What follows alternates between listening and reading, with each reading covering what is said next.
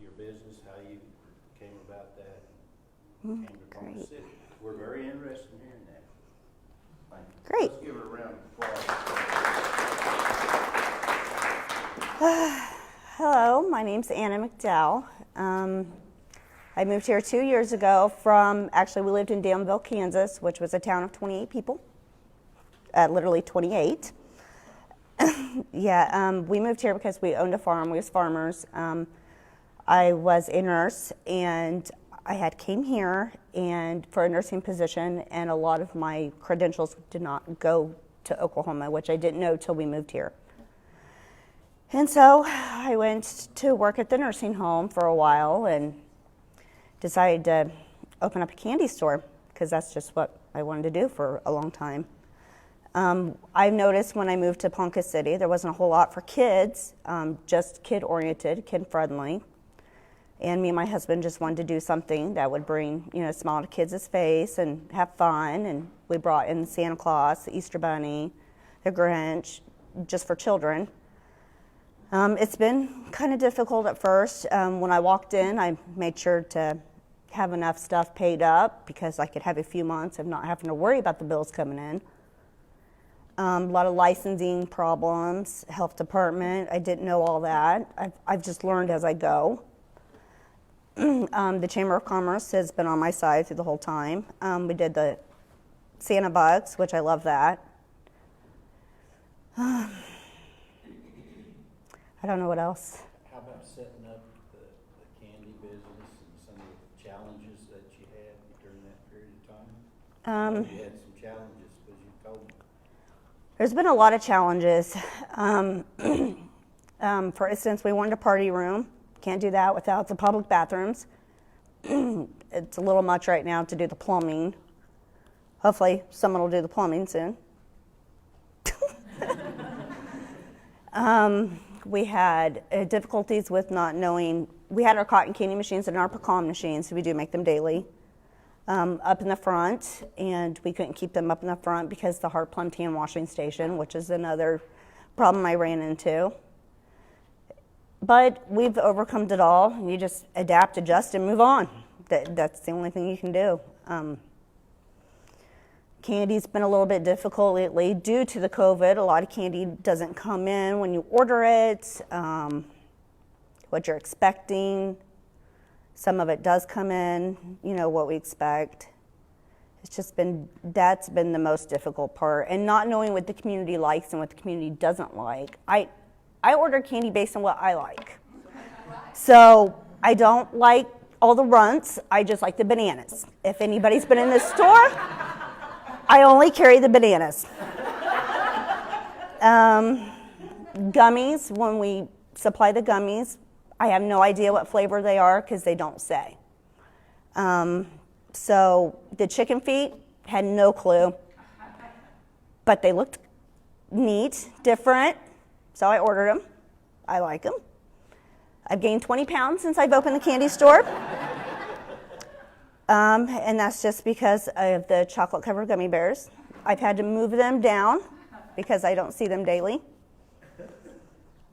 We did get with a theater during the Harry Potter thing, their little movie show. We helped them with the butter beer. We helped them with some cotton candy. We did that. My recent challenges is the cotton candy, actually. The humidity in the building's kind of throwing off some of the fluffiness of the cotton candy, so that's what I'm going to do right after I leave here is change filters and do all that stuff and see if I can get the humidity level better into the store. Popular candy, hardest time for you in stock? Oh God, that's a hard one. I don't know.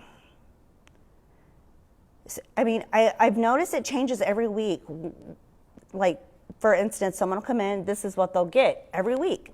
But that week after that, they decided they want this. So it's like, okay, well, I didn't order that because I had enough to get, for the week or two, because I order every week.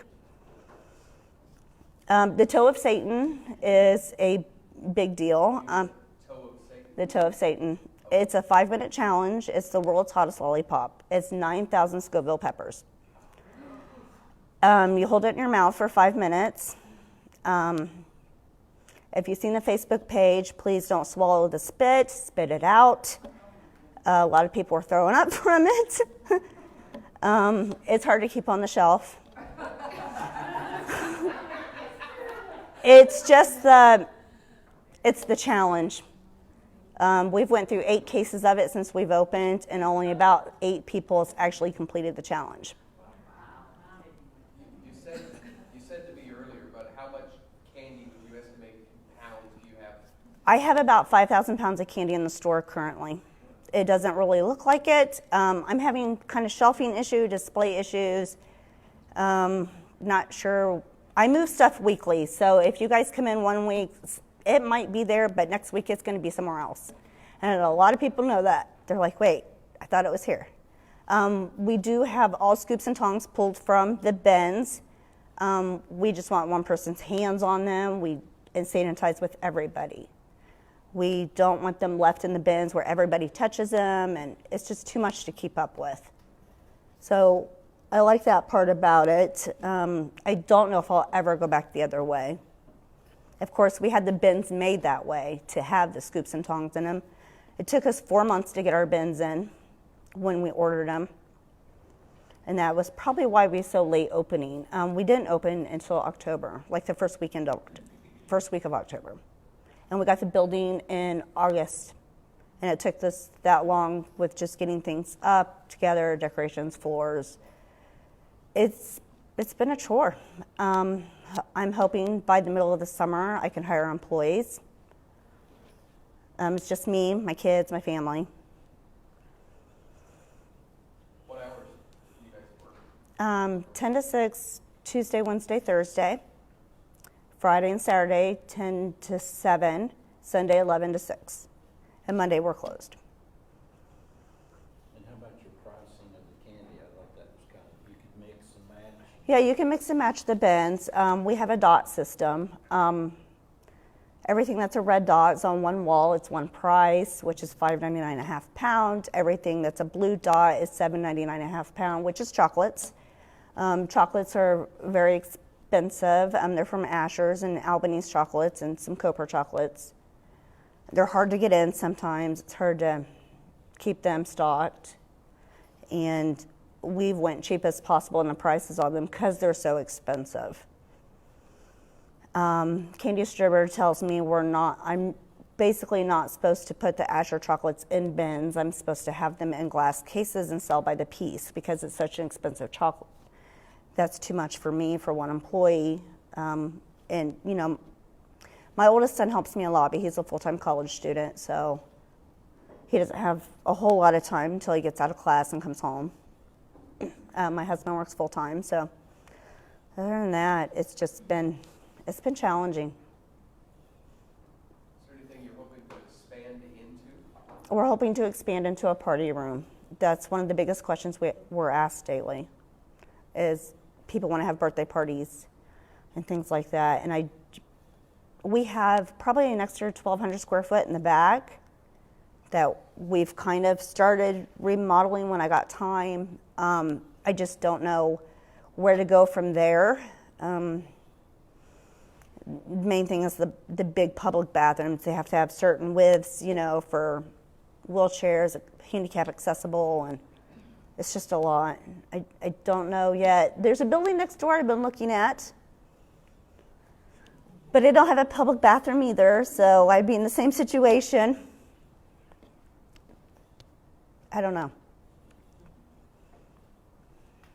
Any other ideas, questions? You mentioned that you have sugar-free candy. Yes, I do. I try to keep a lot of sugar-free candy. As I said, I was a nurse. My main goal is to make sure everybody has candy. Kids, adults. There's a lot of diabetics that have to watch their sugar.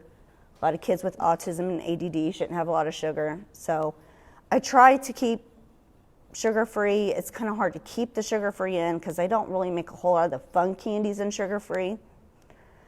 But I did finally find a sugar-free Pop Rock, some Pop Rocks, which is, I heard there's a shortage on them right now because the CO2 is not being produced as much. there's a shortage, and Pop Rocks is made with CO2. So is there a catalog of candy where you can order from, or how do you figure out where to source your? I have many distributors, and that's just because through one distributor, I can find certain products I want, but a lot of them are out of stock all the time, and this company doesn't get them. So I order from this company. I mean, it gets to be a little too much when it comes to ordering, because I forget what's coming from this one to this one, because I have to have them email me daily. You know, I need to know what's coming in on order, because a lot of stuff doesn't come in anymore lately because of the shortage and the ports and all that stuff. But I just kind of go through the catalogs and order from there. And like the gummies is mainly based on looks. Why a candy shop? Like, why did you want a candy shop for you? Because it makes people happy. I mean, it makes me happy. Candy makes me happy. How? It's good. She wants that happiness. She needs some candy. I'm asked that daily, and it's just, I've worked nursing for so long. I've worked surgical cardiac at Wesley Hospital for years, and I've just seen people sick all the time, and I'm just done with that. So I decided I wanted to see people happy all the time, and that's why I did it. It makes me happy to make other people happy, to make kids happy. I mean, it just makes that kid's day when he comes in, gets a balloon, because we do the balloons daily, gets candy, and he gets to go home. I mean, it's an incentive for kids too. I did that with my kids. My kids had an incentive. You did this throughout the week. You did good at school. You know, you get rewarded. So, yes. What kind of advertising are you doing in the community? We go through the Chamber of Commerce. I did the radio. We had an ad in the paper the first week we opened, and just word of mouth and Facebook. Advertising's been a little bit, some are hits and misses. I don't know. I try to ask people how you heard from us. I have people come in daily saying they've never been there, they didn't know we were there, and I ask them how they heard about us, and it's usually word of mouth 95% of the time. Which that reminds me, I need to call the radio station today. Any other questions? Is my 8 minutes up? You've done a really great job. It's been difficult. It's been difficult. Well, hopefully it'll start smoothing out and be a lot of fun. It's fun most of the times. It's just like the ordering and everything. It's just difficult. So with the Devil's Toe Challenge, what do you win? Bragging rights in town. I got only 4 teenagers, and I thought that might be a really competitive. Yeah, it's ugh. It's instant indigestion, if you ask me. I wouldn't try it. Yeah, people ask me if they can do it in the store. I'm like, no, take it home. Yeah, but that might be a cool Facebook post where you have like a bunch of teenagers and they're taking the challenge and you video it, like go Facebook Live. No. You should go watch the Facebook post then. She's like, not in my store. Yeah, people drool really bad because it's so hot. And, yes? The chamber likes to make videos, so maybe you can take them out there and do a video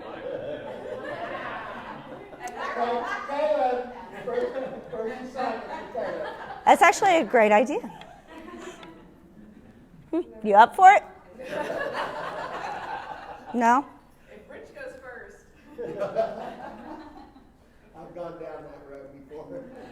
Anna, what can our community do to help support you? you know, I'm asked that, and I think they're doing everything they can. I just don't know what else I could do or you guys could do. It's all word of mouth, Chamber of Commerce, you know.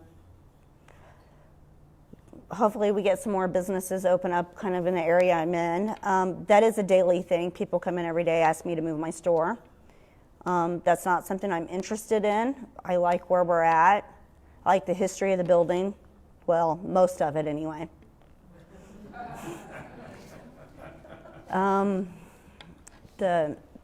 There's parking, and the people across the street, Farhouse, they're great people. They help me anytime I need help. Sometimes my trucks are too big and I need their help, and they just unload at their loading dock for us. And they're great people over there. They help all the time. But other than that, I don't think there's anything else the community can do. Tell everybody about it. I'm like, my son, I don't even want him to know about it. I actually have that a lot.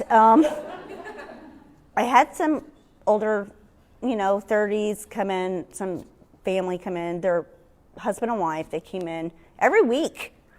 And they kept saying, oh, we got to bring the kids back here. And I started thinking maybe they really didn't have kids and they were just saying that. And then finally they did bring some kids in like a month and a half later. And they were there every week. And they were trying to play off to the kids. They'd never been there.